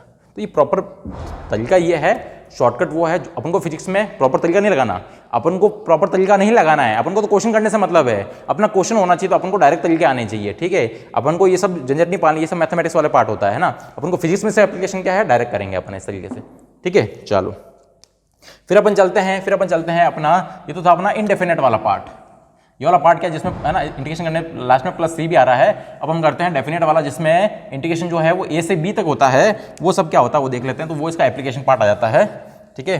तो अब देखते हैं क्या है, इस सबको हटाते हैं, है ना।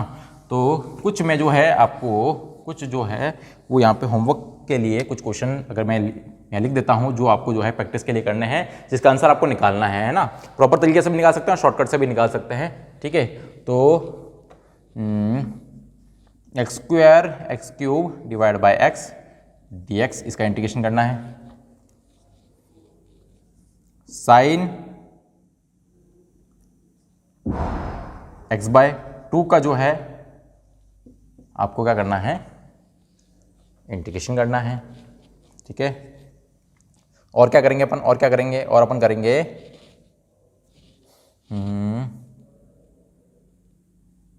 x² - x³ divide by x का करेंगे, ठीक है। इसका ये फर्स्ट सेकंड थर्ड हो गया, और एक और ले लो, इंटीग्रेशन ऑफ अच्छा क्वेश्चन देते हैं, x² - 1 अपॉन x², है ना। तो ये सारे जो हैं वो आपके क्या हो गए, आपके कुछ क्वेश्चंस हो गए जो आपको करके लाने हैं, और यहाँ पे साथ में अपन dx भी लगा देंगे। तो ये कुछ क्वेश्चंस है जो अपन को क्या करने हैं, करके लाने हैं, ठीक है। तो इन सब का जो है आप आंसर जो है वो निकाल के रखिएगा, ठीक है। थोड़ा अगर हिंट देना चाहूँ तो ये जो चीज़ें हैं पहले इसको थोड़ा सिंप्लीफाई कर लेना। जैसे ये दिख रहा है ना, ये ऐसे दिख रहा है तो इसको सिंप्लीफाई करने मतलब यहाँ से x एक कट हो रहा है, फिर आप जो है x की पावर को मल्टीप्लाई कर दो, सिंप्लीफाई करके पहले इसको थोड़ा सिंप्लीफाई करना। सिंप्लीफाई करने के बाद जो क्या बन रहा है उसको फिर है अपन को क्या करना है, इंटीग्रेट करना है ना। तो पहले सिंप्लीफाई करना, जैसे ये है x² - 1 जो है, इस x² को जो है यहाँ पे अपन दोनों को इंडिविजुअल जो है अगर मैं डिवाइड कर देता हूँ, x² बाय x² 1 हो जाएगा, -1 अपॉन x² बन जाएगा, है ना। तो ये क्या बन जाएगा, 1 अपॉन x² बन जाएगा, जिसका मुझे करना है। तो पहले इसको थोड़ा सिंप्लीफाई करके फिर अपन जो है इंटीग्रेट करेंगे। तो ये कुछ क्वेश्चंस अच्छे जो आप करना, ठीक है। मैं जो नेक्स्ट है वो करना है, इसको आप नोट कर लेना, ठीक है। वीडियो को पॉज करके मैं हटाता हूँ और मैं आता हूँ नेक्स्ट पार्ट पे, जो है मेरा डेफिनेट वाला पार्ट, है ना। नेक्स्ट जो है मेरा डेफिनेट वाला पार्ट है, तो वो देखते हैं, डेफिनेट इंटीग्रेशन।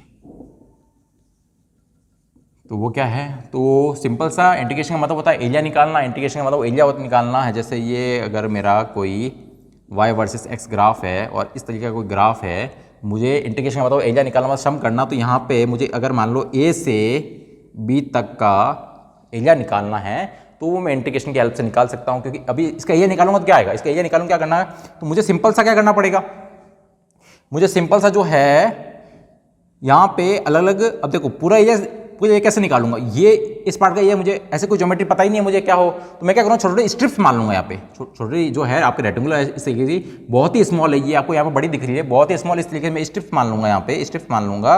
और इन सब का स्ट्रिप्स का जो एरिया होगा, इन सब का जो स्ट्रिप्स का जो एरिया होगा वो मेरा क्या हो जाएगा, वो मेरा सबको स्ट्रिप्स का जो एरिया हो जाएगा उसको ए से बी तक सारा सम करने से क्या आएगा मेरा, वो इस पूरे का एरिया आ जाएगा। जैसे यहाँ से मैं क्या किया, मैंने एक्स डिस्टेंस पे जाके एक डीएक्स का एलिमेंट ले लिया, डीएक्स थिकनेस का एलिमेंट ले लिया, है ना। तो एक्स डिस्टेंस जाके लिया और ये जो होगा ये डिस्टेंस कितनी हो जाएगी, ये इसकी वाई हो जाएगी। भाई ये वाई वर्सेस एक्स का कर्व है, एक्स पे जाके मैंने डीएक्स का एलिमेंट लिया, तो ये जो डिस्टेंस होगी वो क्या होगा, तो ये अगर पॉइंट की बात करूँ तो ये मेरा एक्स कॉमा वाई है ना। तो ये x और ये इसकी हाइट जो हो जाएगी y हो जाएगी, और ये जो थिकनेस है इसकी dy हो जाएगी, इसकी थिकनेस जो है सॉरी dx हो जाएगी, है ना। x पे जाकर dx का एलिमेंट लिया है, ठीक है। तो ये छोटा सा मेरा जो एरिया है इसको मैं dA बोल रहा हूँ, छोटा सा एरिया dA जो है वो क्या आ रहा है, वो आ रहा है y इंटू dx, क्या आ रहा है, y इंटू dx आ रहा है, क्या आ रहा है, y इंटू dx, ये y और ये dx है ना। तो रेक्टेंगल ये मेरा y है, ये मेरा dx है, तो y इंटू dx जो है मेरा एक रेक्टेंगल का एरिया आ रहा है, ठीक है।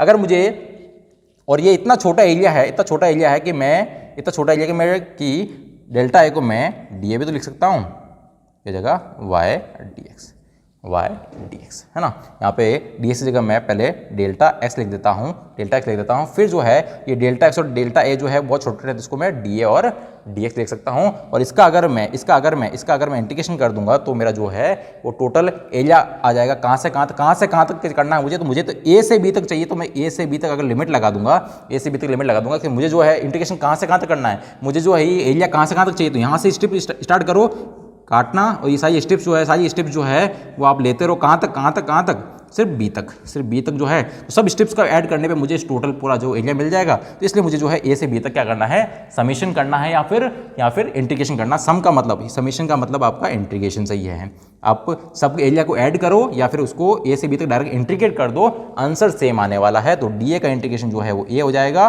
और इसका अपना ए से बी तक जो है वो वाई डी एक्स का इंटीग्रेशन करने से मुझे मतलब टोटल एरिया मिल जाएगा ए से बी तक का, टोटल ए से बी तक का आपको एरिया मिल जाएगा। और ये जो ए और बी जो है वो मेरी लिमिट है, वो मेरी इंटीग्रेशन की लिमिट है कि कहाँ से कहाँ तक करना है। तो ये नीचे वाले जो ए है उसको बोलते हैं लोअर लिमिट, क्या बोलते हैं, लोअर लिमिट ऑफ इंटीग्रेशन। तो ये इंटीग्रेशन की लोअर लिमिट है क्योंकि नीचे है ये, है ना। और ये बी जो है उसको मतलब ये ऊपर लिखी हुई है ना, ये आपकी ऊपर लिखी हुई है, इसको अपर लिमिट बोलते हैं। तो नीचे लिखी हुई उसको बोलेंगे लोअर लिमिट और ये बोलेंगे अपर लिमिट। तो यहाँ पे ए अपनी लोअर लिमिट है इंटीग्रेशन की और बी जो है वो अपर लिमिट है ना। तो ए से बी तक अपन को इंटीग्रेशन करना होता है। कैसे करेंगे वो अभी देख लेते हैं, देख लेते हैं, ठीक है। तो सिंपल सा पहले छोटा सा एग्जाम्पल लेके देखते हैं कैसे इसको करेंगे, ठीक है। तो एक छोटा सा एग्जाम्पल ले रहा हूं मैं, फॉर्मूले सारे वही लगेंगे जो अपन पढ़ के आए, क्योंकि ये हो क्या रहा है, इंटीग्रेशन हो रहा है। बस एक नई चीज यहां आ रही है कि यहां पे बस लिमिट लग गई है।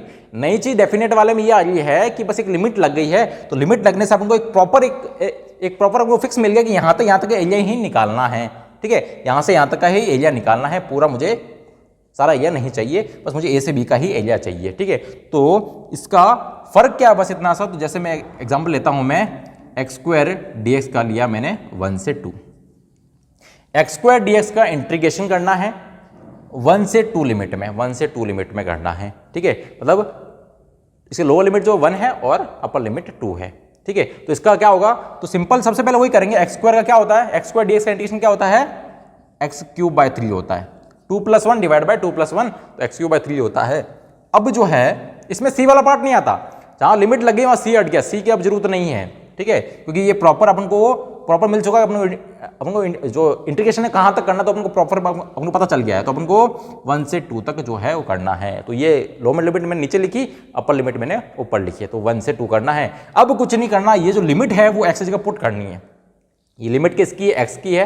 ये लिमिट किसकी, एक्स की है। किसकी जगह पुट करेंगे, एक्स की जगह पुट करेंगे, क्योंकि सारा डिफरेंशिएशन जो इंटीग्रेशन है वो अपना एक्स के रिस्पेक्ट में हो रहा है। तो ये एक्स की लिमिट जो है वो उसमें पुट करनी है। तो पहले हमेशा अपर लिमिट को पुट करते हैं, फिर बीच में माइनस लगाते हैं, फिर लोअर लिमिट को पुट करते हैं। Upper limit minus lower limit ये होता है अपना, ठीक है। तो क्या करेंगे, अपर लिमिट क्या 2 है, तो एक्स की जगह 2 पुट करूंगा। तो पहले मेरा यहाँ पे आप चाहे तो 1/3 को आप बाहर भी ले सकते हैं या फिर उसके नीचे भी रहने दे सकते हैं, आपकी इच्छा है, ठीक है। तो मैं उसके नीचे रहने देता हूँ, कोई दिक्कत नहीं है। फिर आप बाहर भी ले सकते हैं, 1/3 यहाँ पे कांस्टेंट वैसे ही बाहर आ जाएगा, ठीक है। तो यहाँ अगर मैं 2 रखूँ तो क्या हो जाएगा, 2 की पावर क्यूब बाय 3। तो ये नीचे 3 तो था ही, बस मैंने एक्स की जगह 2 रखा तो ये 2 का क्यूब हो गया, क्योंकि यहाँ पे एक्स का क्यूब है तो 2 का क्यूब हो गया। बीच में माइनस लगाएंगे, फिर अपन लिखेंगे लोअर लिमिट। तो लोअर लिमिट क्या हो जाएगी 1, तो 1 का क्यूब बाय 3 हो जाएगा। मतलब एक्स की जगह सिर्फ मैंने 2 और 1 को पुट किया है, अपर लिमिट और लोअर लिमिट को पुट किया और बीच में माइनस लगाया। यही होता है इसको करने का तरीका, ठीक है। बस हो गया। क्या होता है, 2 की पावर क्यूब कितना होता है, 8 होता है। तो 8 डिवाइड बाय 3 माइनस 1 की पावर कुछ भी हो 1 ही होगा, तो 1 की पावर ये। तो यहाँ पे एलसीएम आ जाएगा आपका 3, 8 माइनस 1 मतलब आ जाएगा 8 माइनस 1 क्या आ जाएगा 7/3। तो 7/3 जो है वो आपका एक्स स्क्वायर डी का कोई एरिया निकला है। और है ना, एक्सोग्राफ कैसा होता है, ये होता कुछ एक्सोग्राफ ऐसा होता है, यहाँ से कुछ यहाँ पे 1 से 2 का कुछ एरिया निकाला होगा। तो ये जो एरिया आया होगा है ना, ये 1 से 2 का कुछ एक्स स्क्वायर का एरिया निकाला होगा, ये आपका एक्स स्क्वायर ग्राफ होता है। तो ये जो एरिया आया होगा वो आपका जो निकाला वो 7/3 आ रहा है, 7/3 आ रहा है। ठीक है, ये आपका ग्राफ किसका है, यह ग्राफ है y = x स्क्वायर का, ये x का ग्राफ ऐसा होता है। ठीक है, यहाँ से आपने 1 से 2 का कुछ एरिया निकाला होगा, क्योंकि इंटीग्रेशन का मतलब एरिया निकालना। ठीक है, तो 1 से 2 का जो एरिया है वो आपका 7/3 आने वाला है। ठीक है, तो ये होता है। चलो और इसके क्या एप्लीकेशन है, तो एप्लीकेशन और देखते हैं। तो फर्स्ट एप्लीकेशन तो इसका एरिया है, एरिया अंडर तक करो, तो और बात करते हैं एरिया की, तो सिंपल एरिया का क्या होगा। और तो जैसे मुझे पता है कि अगर मेरा यहाँ पर कर्व दे रखा है एफ और एस क्या है, एफ आपका फोर्स है, एस डिस्प्लेसमेंट है ना, ये अपना एग्जांपल ले रहे हैं। एफ अपना फोर्स है, एस आपका डिस्प्लेसमेंट है। तो फोर्स और डिस्प्लेसमेंट ये आपको दे रखे हैं। मैंने कुछ ऐसा बना रखा है, ये इस तरीके का कोई कर्व है ना, फोर्स वर्सेस डिस्प्लेसमेंट का जो कर्व है कुछ इस तरीके से आ रहा है। यहाँ पे ले लेते हैं 10 न्यूटन, यहाँ पे ले लेते हैं अपन 5 और यहाँ पे ले लेते हैं 10। तो 5 मीटर हो गया, 10 मीटर हो गया, क्योंकि डिस्प्लेसमेंट है, ये 10 न्यूटन हो गया। ठीक है, तो ये कुछ ऐसा कर्व आ रहा है, यहाँ पे 10 मीटर तक मुझे निकालना है। तो बोला है यहाँ पे क्वेश्चन में, ये बोला है कि आपको वर्क डन निकालना है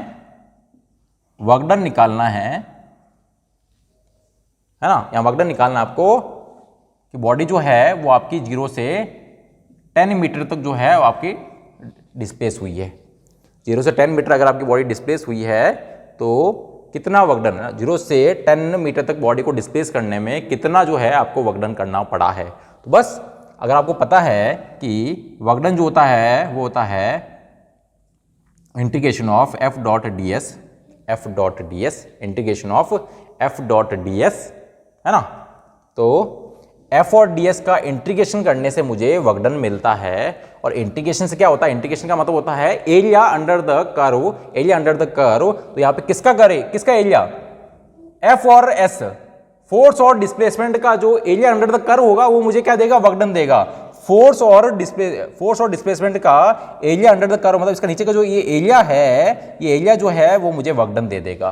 कहां से कहां तक निकाला, बॉडी को 0 से 10 मीटर तक डिस्प्लेस किया, तो 0 से 10 मीटर तक का मुझे एरिया अंडर द कर्व निकाला, तो ये एरिया जो है मुझे दे देगा वर्क डन। मुझे कोई फॉर्मूला लगाने की जरूरत नहीं है, डायरेक्ट मैं जो है एरिया निकाल के भी वर्क डन निकाल दूंगा, क्योंकि इंटीग्रेशन का मतलब होता है एरिया निकालना। और एफ और एस का जो इंटीग्रेशन होता है वो वर्क डन देता है, मतलब एफ और एस का जो कर्व होगा, एफ जो ग्राफ होगा, उसका एरिया अंडर द ग्राफ जो है वो मुझे वर्क डन मिल जाएगा। तो ये इसका एक एप्लीकेशन हो गया फिजिक्स में। ऐसे ही आप जो है वेलोसिटी वर्सेस टाइम का बना दूंगा, तो उससे क्या मिलेगा, मुझे डिस्प्लेसमेंट मिल जाएगा। एक्सेलरेशन वर्सेस टाइम बना दूंगा, उससे मुझे वेलोसिटी मिल जाएगा, उसका एरिया निकालने से मुझे वेलोसिटी मिल जाएगा। तो ये सब अपने फिजिक्स में एप्लीकेशन है ना। तो एक इसका एग्जांपल देख लेता हूं, सिंपल क्या है, तो एग्जांपल है अपना एरिया निकालना। तो यहाँ पे दो पार्ट बन रहे, देखो 5 मीटर तक ये वाला एरिया जो है वो क्या हो गया, एक हो जाएगा रेक्टेंगल का एरिया, और ये जो है उसके बाद मेरा एक ट्रायंगल बन रहा है, उसके बाद मेरा एक ट्रायंगल बन रहा है। तो दो एरिया बन जाएंगे मेरे, फर्स्ट मेरा एक रेक्टेंगल का, सेकंड जो है मेरा ट्रायंगल का, है ना। तो रेक्टेंगल एरिया क्या होता है, लेंथ इनटू ब्रेथ, और ट्रायंगल क्या होता है, half into base into height. तो निकाल लेते हैं एरिया अंडर द कर्व। तो पहले इसका निकालते हैं, आपका रेक्टेंगल का एरिया कितना हो जाएगा, हाइट इसकी जो है 10 है और ये जो है आपका 5 है, तो 5 इंटू 10, ये आपका 5 मीटर है और ये आपका 10 न्यूटन है, तो 5 इंटू 10 जो है वो आ जाएगा इसका, और प्लस आपका क्या है, आपके पास एक ट्रायंगल, विद ट्रायंगल क्या होता है, half into base into height, half into base. Base कितना है, बेस है आपका 5 और 10, तो यहाँ के डिस्टेंस निकालना है, यहाँ से यहाँ तक का, तो टोटल 10 है और ये 5 है, तो ये कितना हो जाएगा, 10 माइनस 5 5 हो जाएगा। और हाइट कितनी है, हाइट ये हाइट हो जाएगी, ये अपनी 10 के बराबर, ये अपनी 10 के बराबर है। तो ये हो गया टोटल मेरा एरिया, 5 इंटू 10 50 प्लस 2 1 2 2 5 जा 10 5 5 जा 25, तो 50 + 25 75, और ये आपका जूल में आ जाएगा, या फिर इसको आप न्यूटन मीटर भी बोल सकते हैं, या फिर इसको अपन 75 न्यूटन मीटर भी बोल सकते हैं, क्योंकि यहाँ पे एरिया आ गया है ना, न्यूटन मीटर, फोर्स की यूनिट न्यूटन, डिस्प्लेसमेंट की मीटर, न्यूटन मीटर, इसी को अपन जूल बोलते हैं। ठीक है, तो ये अपना क्या हुआ, एरिया अंडर द कर्व जो है वो अपना डायरेक्ट जो है अपन ने वर्क डन निकाल लिया, बिना कैसा कोई फॉर्मूला निकाले, फॉर्मूला फोर्स की वैल्यू पुट किए, ये कोई लिमिटर कुछ नहीं किया है, डायरेक्ट अपना एरिया अंडर द कर्व जो है वो आ गया। तो ये एरिया अंडर द कर्व वाला जो कंसेप्ट है वो फिजिक्स में बहुत ज़्यादा यूज आता है, इसमें बहुत सारे क्वेश्चन आपके आते हैं। ठीक है। ऐसा आप काइनेमेटिक्स में बहुत सारे क्वेश्चन आते हैं। काइनेमेटिक्स में जो आपके एक्सेलरेशन वर्सेस टाइम का ग्राफ है, वेलोसिटी वर्सेस टाइम का ग्राफ है, उससे आपको डिस्प्लेसमेंट, वेलोसिटी, ये सब अपन जो है एरिया अंडर कर्व से निकाल सकते हैं। तो ये इसका एक एप्लीकेशन हो गया आपके फिजिक्स में, ठीक है, ये आपका एप्लीकेशन हो गया, ठीक है। एक लास्ट क्वेश्चन एक और ले लेते हैं, एक क्वेश्चन और ले लेते हैं। जैसे मैंने आपको एक्सेलरेशन दे रखा है, मैंने आपको एक्सेलरेशन दे रखा है, क्या दे रखा है एक्सेलरेशन, t²+2 एक्सेलरेशन की इक्वेशन दे रखी है और बोला है कि मुझे वेलोसिटी निकालनी है, मुझे वेलोसिटी निकालनी है इन बिटवीन, मुझे वेलोसिटी चाहिए, एक्सेलरेशन मेरे पास ये, मुझे वेलोसिटी चाहिए in between 0 to 4 second, 0 to 4 second, 0 to 4 second में मुझे क्या चाहिए, मुझे या फिर 0 to 2 सेकेंड कर लेते हैं, कोई दिक्कत नहीं है, ताकि कैलकुलेशन ज़्यादा नहीं करनी पड़े, ठीक है। अपन को तो बस कंसेप्ट समझने से मतलब है ना। तो 0 से 2 सेकेंड के बीच में मुझे क्या चाहिए, मुझे चाहिए वेलोसिटी। चलो देते हैं क्या होता है। तो एक्सेलरेशन है और वेलोसिटी निकालना, इसका कोई ऐसा कोई फॉर्मूला कहाँ दिमाग में, और इक्वेशन है तो मामला खराब हो रहा है। अभी थोड़ा सोचना पड़ेगा कि कैसे करें, पर अपन को अगर इंटीग्रेशन आता है तो अपन इसको जल्दी से कर सकते हैं। जैसे अपन को पता है कि ए जो होता है वो होता है dv/dt, ए जो होता है वो dv/dt, rate of change of velocity equal to acceleration होता है। तो इसको मैं ये भी लिख सकता हूँ क्या, dv इक्वल टू adt लिख सकता हूँ क्या, dv इक्वल टू adt लिख सकता हूँ, dv इक्वल टू adt लिख सकता हूँ। और अगर इन दोनों का मैं इंटीग्रेशन कर दूं, तो adt का जो इंटीग्रेशन हो जाएगा वो मुझे dv दे देगा, adt का, और एक इक्वेशन मेरे पास ये रही, काम बन गया, इंटीग्रेशन काम आ गया यहाँ पे अपना, जल्दी से वेलोसिटी निकल जाएगी। क्या होगा इसका आंसर, तो सिंपल सा integration of dv equal to